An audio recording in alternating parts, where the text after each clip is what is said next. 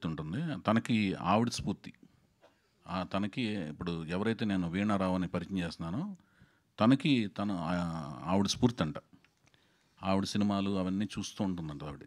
So, అందుకని ఆవిడ స్ఫూర్తి అని చెప్పారు కాబట్టి, ఆవిడ ప్రమాణం తన మీద చేయించాం. తెలుగు అంటే ఎంత ఇష్టం?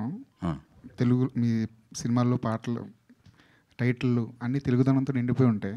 కానీ ఒక తెలుగు అమ్మాయిని ఇంట్రొడ్యూస్ చేయడానికి ఇంతకాలం ఎందుకు పట్టింది మీకు? కాదు కదా, నాకు అంతకుముందు నేను 2009, 2008 వరకు నేను లాస్ట్ సినిమా చేసింది 2010లో ఓపెన్ చేశానండి దసరాకి. అది 2015లో రిలీజ్ అయింది. మళ్ళీ తర్వాత ఇదే సినిమా చేస్తున్నాను.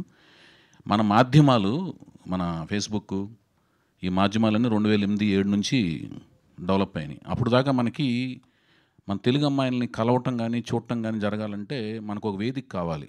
కాలేజ్ దగ్గరికి వెళ్ళి బీట్ వేయటం కానీ, ఒక అమ్మాయిలు ఎలా ఉంటారో చూస్తాం కానీ, ఇవన్నీ వేరే విధంగా కన్వే అయ్యే అవకాశం ఉంది. సెంటర్స్ లేవు. ఈ మాధ్యమాలన్నీ గత 2007, 2008 స్పీడ్ ఇంటర్నెట్ డెవలప్ అయిన కాడి నుంచి సోషల్ నెట్వర్క్స్ అన్ని డెవలప్ అయినాయి. నేను కూడా ఫేస్బుక్లో చూసి నేనే అప్రోచ్ అయ్యాను ఈ అమ్మాయిని కూడా. అట్లా నాకు తటస్థపడింది కాబట్టి నేను అప్రోచ్ అయ్యి, నేను బాగుందని నేనే అప్రోచ్ అయ్యి నేనే అవకాశం అనుకున్నాను. కానీ ఆ 2010 నుంచి అనుకుంటున్నాను, ఎప్పటి నుంచి అనుకుంటున్నాను మైండ్లో. చాలామంది మన ప్రీవియస్ డైరెక్టర్స్ చాలామంది తెలుగు వాళ్ళని చాలామందిని పరిచయం చేశారు. వాళ్ళు సూపర్ స్టార్స్ అయ్యారు. ఇక్కడ నుంచి నార్త్ ఇండియాకి వెళ్ళారు. మనం ఎందుకు నా కెరీర్లో పరిచయం చేయలేకపోతున్నానని మనసులో ఎప్పుడు ఉన్నదానికి ఈ సోషల్ నెట్వర్క్స్లోంచి, ఇందాక సుప్రియ గారు కూడా మాట్లాడారు కదా, ఇన్స్టాగ్రామ్లు అవన్నీ వచ్చిన తర్వాత కొంచెం ఈజీ అయింది. స్మార్ట్ ఫోన్స్ అవన్నీ రావటం వలన ఫోటోలు. అమ్మాయిని ఒప్పించడం కష్టమైందా, వాళ్ళ పేరెంట్స్ని ఒప్పించడం కష్టమైందా? అది పెద్దగా ఏది కష్టం కాలేదు. వాళ్ళు కూడా హ్యాపీ ఫీల్ అయ్యారు నేను అప్రోచ్ అయిన తర్వాత. అది రైట్, థ్యాంక్ యూ. చౌదరి గారు సార్,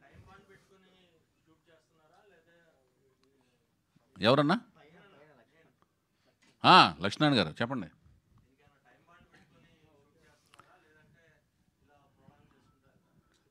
అన్నా, ఇది ప్రొలాంగ్ కాదు, ఇది registering the project with the film goers and film audiences. అంటే ప్రెస్ కాదు, థియేటర్కి వచ్చే ఆడియన్స్కి ప్రాజెక్ట్ రిజిస్టర్ అవ్వాలి.